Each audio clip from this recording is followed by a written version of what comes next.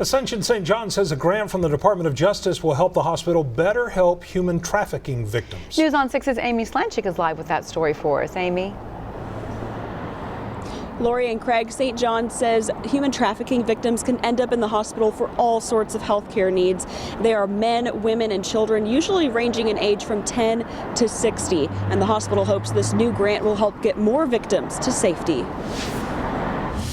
Ascension St. John says it is the first and only hospital in Oklahoma to receive this grant for $350,000 to be used over the next 3 years. Human trafficking program manager Sarah Gadd says one of the main things they'll use funding for is hiring a human trafficking social worker who will work directly with victims and help connect them to the Family Safety Center downtown. Really connect victims to those services so that once they're out of the hospital, they can get a doctor, they can get medications, they can work on stable housing. The Human Trafficking Response Program at St. John just started a few years ago, and Community Benefit Director Annie Smith says since 2018, they have helped 163 suspected victims. While victims are trafficked across state lines, Smith says many victims grew up right here in Tulsa and may have never left the state. Victims are members of our community. They're our neighbors, our friends, and our family. Today is St. Bakita Day, a day recognized at St. John and its sister hospitals across the country,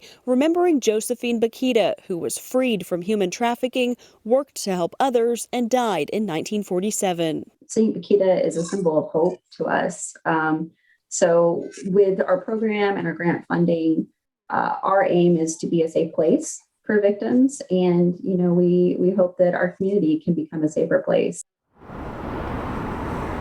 We've posted several resources inside this story on our News on 6 app, including signs to look for that could indicate someone is a victim. If you or someone you know is a human trafficking victim, you can text HELP to 233-733. Live in Tulsa, Amy Slanchik, Oklahoma's Own, News on 6.